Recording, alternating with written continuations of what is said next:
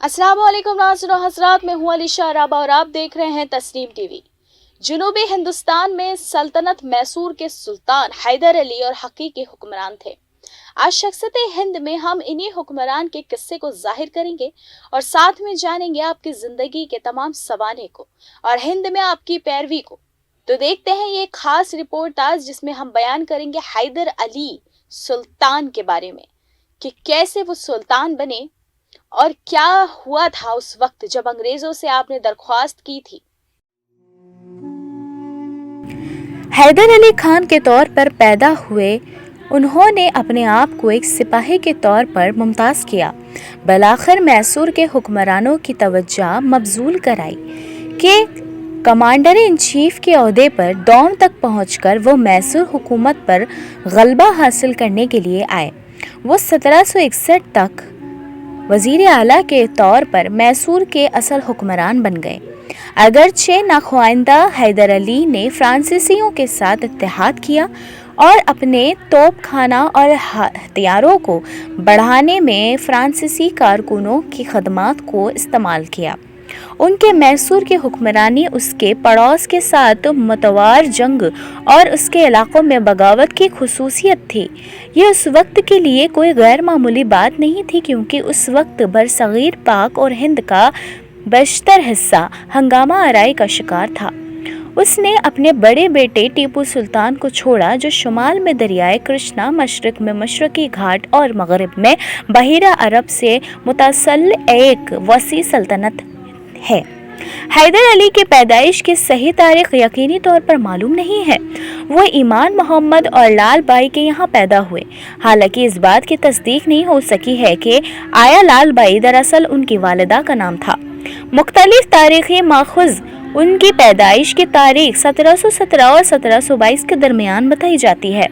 उनके नस्ब के रिपोर्टरों में भी कुछ तकरियात हैं।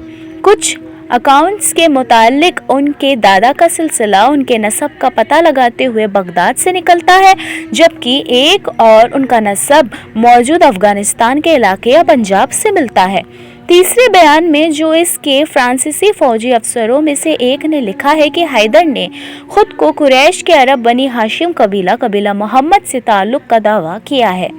उनके वालिद ईमान मोहम्मद कोलार में पैदा हुए थे और इन्होंने कर्नाटक के नवाब के फौज में बांस की रॉकेट यानी कि बुनियादी तौर पर सिग्नलिंग के लिए इस्तेमाल किए जाने वाला एक चीज़ है में 50 आदमियों के कमांडर के तौर पर खिदमत अंजाम दी थी।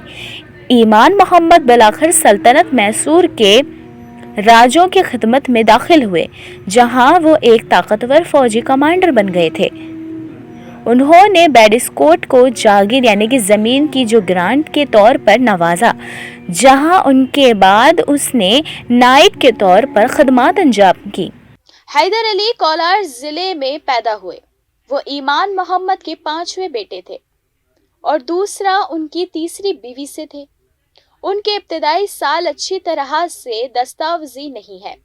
अपने वालिद की लड़ाई में मौत के बाद वो अपने भाई शाहबाज के साथ मिलिट्री सरोस में दाखिल हुए।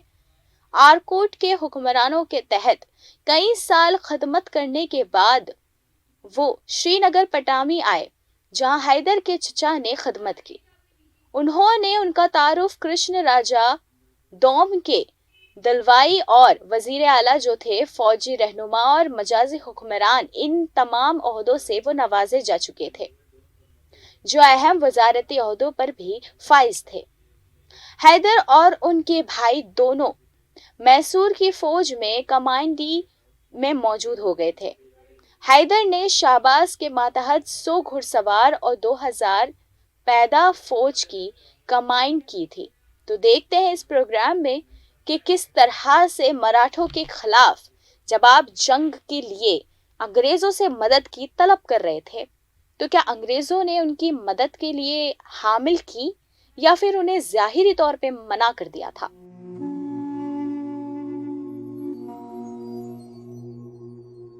हुनर अपने करियर के शुरू में हैदर अली ने अपने चीफ माली मोहनीन में से एक ब्राह्मण को खांडे राव के तौर पर बरकरार रखा। حیدر علی جو ناخواندہ تھے کے بارے میں بتایا جاتا ہے کہ وہ ایک شاندار یادداشت اور عددی ذہنیت سے نوازے گئے تھے۔ حیدر علی اپنی عظیم ریاضی کے مہارت کے ساتھ ماہر اکاؤنٹنٹس کا مقابلہ کر سکتے تھے اور ان کے راؤ کے ساتھ مل کر ایک ایسا نظام تیار کرنے کے لیے کام کیا جس میں چیک اور بیلنس اتنا نفیس تھا کہ ہر طرح کی آمدنی بمشمول ہر قسم کی جسمانی سامان کی لوٹ مار کا حساب کتاب کیا جا سکے۔ دھوکہ دہی کا غبن یا کا مکان بہت کم تھا۔ اس مالیاتی انتظام نے حیدر علی کے اقتدار میں اضافے میں کردار ادا کیا ہوگا۔ کھانڈے راؤ کو مغرور کرنے کے بعد حیدر علی نے میسور کا کنٹرول سنبھال لیا تھا۔ جیسے جیسے حیدر علی کا کنٹرول بڑھتا گیا، مغل شہنشاہ شاہ عالم دوم 1765 تک ایسٹ انڈیا کمپنی کا پیشنر بن گیا تھا۔ حیدر علی نے مغل شہنشاہ شاہ عالم ثانی کے ساتھ اپنے خط و کتاب میں باضابطہ طور پر خود کو سلطان حیدر علی خان کا نام دیا تھا۔ حیدر علی نے 1766 میں شروع ہونے والی پہلی انگلو میسور جنگ کے درمیان اپنا اعزاز برقرار رکھا تھا۔ وہ نظام حیدرآباد کے ساتھ اپنی سفارت کاری میں بہت محتاط تھے، جو ایک سرکاری مغل فرمان کے مطابق جنوبی ہندوستان کے تمام مسلم زیر اقتدار علاقوں کا خود مختار تھا۔ انگریز اور مرہٹھوں نے حیدر علی اور بعد میں ان کے بیٹے ٹیپو سلطان کو نبوبس کہا۔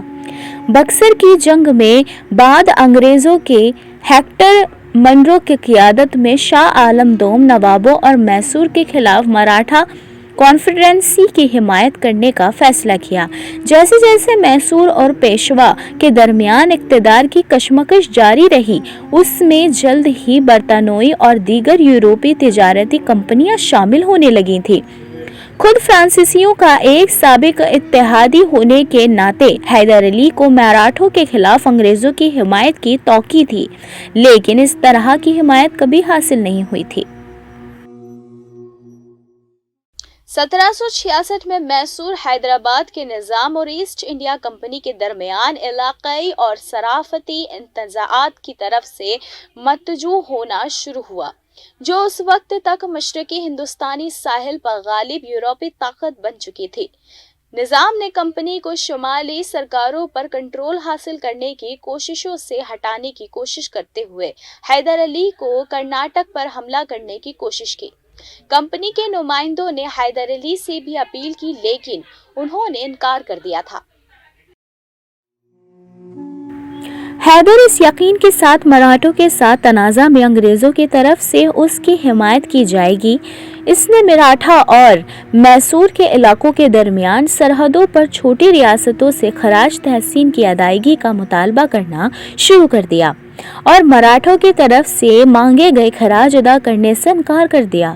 مراٹھوں نے نومبر 1770 میں 35,000 آدمیوں کی فوج کے حملے کا جواب دیا۔ ان کے معاہدے کے مطابق حیدر نے برطانوی مدد کی درخواست کی، کمپنی نے انکار کر دیا اور حیدر پیچھے ہٹ گئے۔ کاٹتا ہوا اور جلتا رہا جب وہ مراٹھوں کو زمین کے فضل سے انکار کرنے گیا تھا۔ مراٹھوں نے شمال مشرقی میسور کے زیادہ تر حصے پر قبضہ کر لیا تھا اور مانسون کے موسم میں اپنے کامیابوں کو مضبوط کر لیا۔ حیدر نے مانگے گئے خراج میں سے کچھ ادا کرنے کی پیشکش کی، لیکن اس کی پیشکش کو ناکافی سمجھ کر مسترد کر دیا گیا اور مراٹھوں نے مانسون کے بعد جارحیت کی تجدید کی۔ انہوں نے شری نگر پٹامی کے آس پاس کے علاقے میں پیش قدمی کی اور پھر شمال کی طرف انخلا کو شکار ہو گئے۔ جب حیدر نے پیچھا کیا تو وہ طاقت میں بدل گئے اور انہوں نے حیدر کی فوج کو شدید جانی نقصان پہنچانے کا دعویٰ کیا اور اس کا زیادہ تر سامان اپنے قبضے میں لے لیا تھا۔ اس کے بعد انہوں نے کوشش ترک کرنے سے پہلے 5 ہفتوں تک شری نگر پٹامی نے نتیجہ محاصرہ کیا اور اس کے بجائے بنگلور لے لیا۔ حیدر نے ایک بار پھر انگریزوں سے مدد کی اپیل کی، لیکن ان کی پیش کی شرائط اور معجزہ شرائط کے اس لیے ناقابل قبول تھی اور حیدر کی جانب سے انہیں جارحانہ انداز میں لے جانے کی کوشش سے مذاکرات کو ناکام بنا دیا گیا۔ मराठों के साथ तवील तनाज़े के दरमियान हैदर ने कई बार ईस्ट इंडिया कंपनी से मदद की दरख्वास्त की और हर बार उसे इनकार कर दिया गया। कुछ हद तक हैदर की दुश्मन नवाब ऑफ आरकोट की मदारिस पर असर और सुरूख की वजह से अंग्रेजों ने भी मुआहिदों से इनकार करके मराठों को गुस्सा दिला दिया था, जिनके साथ वो 1770 में दिहाई के बैरिस्टर अरसे तक जंग में रहे थे और इन्होंने वहां पर कब्जा भी कर लिया था। हैदराबाद के निजाम आसिफ जहां को भी नाराज कर दिया था। 1771 में मराठा एलची ने कंपनी के खिलाफ इत्तेहादी बनने की तजवीज़ के साथ हैदर से राब्ता किया, जिसका मकसद मशरकी हिंदुस्तान को कंट्रोल करना था और उनकी हुक्मरानी से छिपना था। चूँकि हैदर उस वक्त भी अंग्रेज़ों के साथ इत्तेहाद की कोशिश में लगे हुए थे, इसलिए उन्होंने उन्हें पेशकश से आगाह किया, ये नोट करते हुए कि इसका ख्याल था कि मराठों को बहुत ज़्यादा ताकत हासिल हो जाएगी और उन हालात में उनकी अपनी पोजीशन को भी खतरे का लाहक हो जाएगा। मराठों ने जो अभी तक अंग्रेज़ों के साथ जंग में थे, 1789 में इत्तेहाद की पेशकश की तजदीद की। इस सूरत में इत्तेहाद में निज़ाम को शामिल करना था।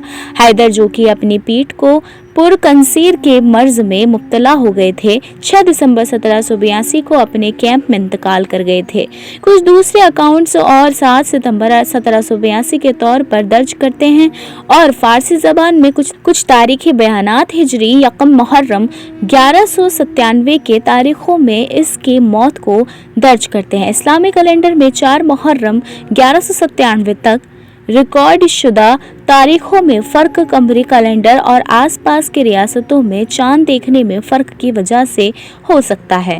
हैदर के मशीरों ने उसकी मौत को इस वक्त तक खुफिया रखने की कोशिश की जब तक कि टीपू को मलाबरा का साहिल से वापस बुला लिया जाए। अपने वालिद की मौत का इल्म होते ही टीपू इक़्तिदार की बाग दौर संभालने के लिए फौरी तौर पर चित्तौड़ वापस आए। इसका लहाक मसाइल के बगैर नहीं था। इसे टीपू के भाई अब्दुल करीम को तख्त पर बैठाने के लिए एक चचा की कोशिश को नाकाम बनाना पड़ा। बरतानवियों को इसके वक़ू परीन होने के 58 घंटों के अंदर अंदर उसकी मौत का इल्म हुआ, लेकिन कोर्ट के मुताबिक जमीज़ एसोसिएट के तस्बीब के रोबे का मुतालबा ये था कि वो इस वक्त का फौजी फ़ायदा उठाने से कासिर थे। हैदर अली का श्रीनगर पटनामी के गुंबाज में दफन किया गया है। ये मकबरा उनके बेटे टीपू सुल्तान ने 1782 से 84 में उठाया था। आपकी दास्तान के अंदर हमेशा से आपको हिंद में इसलिए भी याद किया जाता है कि आपने कई मर्तबा अंग्रेज़ों से अपील की थी कि वो इनकी मराठों के ख़िलाफ़ मदद करें, लेकिन उन्होंने नहीं किया। आखिर में उनको ये समझ आ चुका था कि बल्कि हिंदुस्तान में रहने वाले तमाम लोग इत्तेहाद के ज़ोर पर हैं। हालांकि ये जो लोग अंग्रेज़ या यूनानी जो मौजूद हैं, ये बिल्कुल भी इस चीज़ पर मुतअल्लिक़ नहीं है, बल्कि असल में जो भी दुश्मनी जायज़ है वो इन्हीं लोगों की तरफ से मौजूद है। हालांकि जो भी हैं इस वक्त के हुक्मरान, वो तमाम लोग हिंद के लिए एक सच्चे और बेहतरीन हैं। शख्सियत हिंद के इस खास प्रोग्राम में सिर्फ इतना ही। मुझे दीजिए इजाज़त। मुल्क और गैर मुल्क की तमाम बेहतरीन खबरों को देखिए तस्नीम टीवी पर। अल्लाह हाफिज़।